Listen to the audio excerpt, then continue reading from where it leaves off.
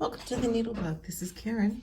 I had a Facebook group member ask about how to join her pages since she's using a paper chart and mark her diagonals. So Jillian, I hope this answers your questions. If not, please leave me a note or message me and I'll be glad to try and help you out. What I did is I printed off 2 pages from my Stitchers Retreat, which is a freebie, or was a freebie, to demonstrate how I do that, or how most of us do that are using paper charts. I personally use a PDF and use Goodreader on my iPad to stitch from, and in that program I can butt the pages one against the other to make those page transitions. But for those of you that use paper and are new to cross stitch, as Jillian is, we'll do a demo on how to do it on paper.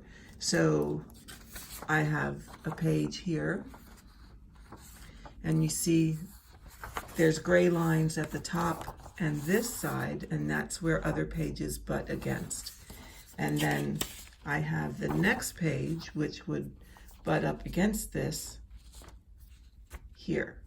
So the first thing you have to realize, Jillian, is that the last 3 rows, or 3 columns, I guess I would call them, match.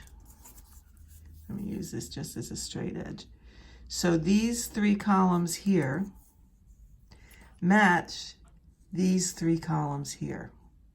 So what you don't want to do is stitch them twice, okay? So with that, I think the easiest thing to do, and the way I do it, is I cut this excess paper off right up against the last column of symbols. Okay, so all I'm doing is, see here, cutting this off right up against. Okay. Uh-oh, we're gonna have kitty helpers. Sorry about that. I thought I locked them out, but no, they like to help. Okay, so we got rid of this, and all that is plain paper. Okay, we're left with this, and here comes the kitty again. Odie, stay back. Okay, so what we're going to do is match up. We're going to cover the gray, okay, so that we're matching up. I try and match up the bold lines, okay? So see here,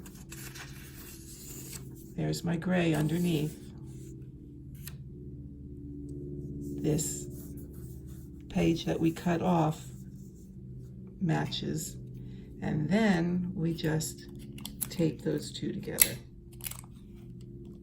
Okay, I'm just gonna put a couple pieces on here to hold them together.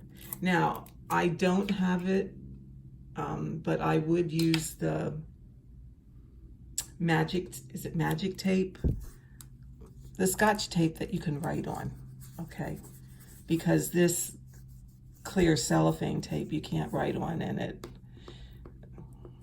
would make for not so good when it comes to marking your chart. So this is what I happen to have over here today, so this is just what we're going to use.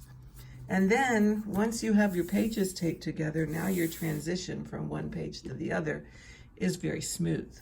Okay, now, oh kitties, go, go, go. Here, over here, over here.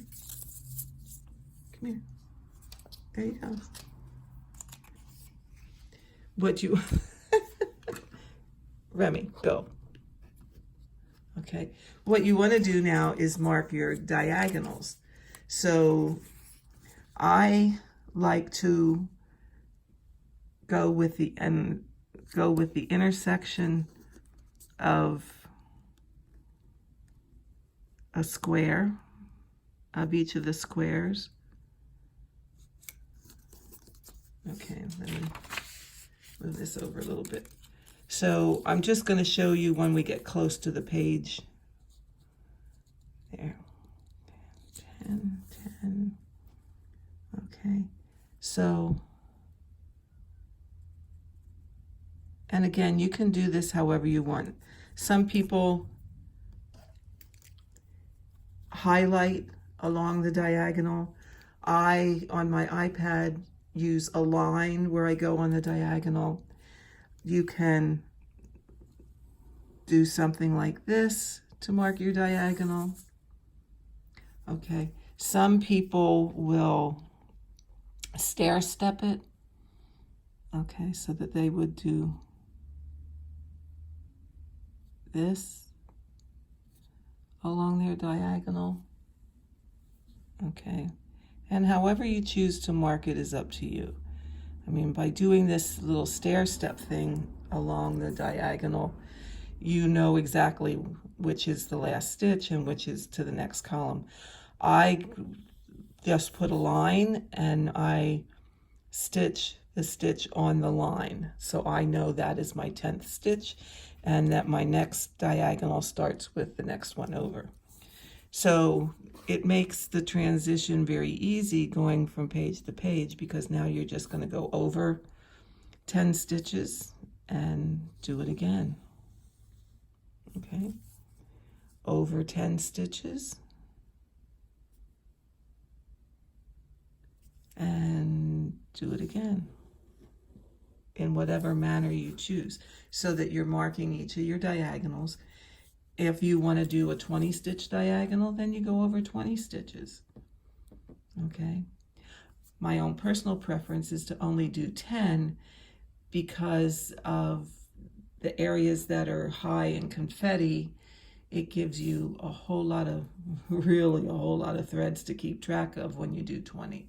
So my preference is to just do 10. So you would just keep marking your diagonals, and then as you stitch, you would mark off or highlight each of the stitches. I highlight stitch by stitch as I go, because I stitch by stitch. Okay, so I hope that helps, Jillian. The basic thing to remember is you want to trim your page. The last 3 lines on, let's go up here a little bit. The last 3 lines on this page match these 3. So when you're putting them together, you're just covering those 3. And then you can continue on. Mark your diagonals, and away you go. If you do the same thing if you're joining pages at the top, the last 3 rows of stitches match these 3 rows. So you're going to trim that and do the same thing, only you're going to do it at the top. Okay.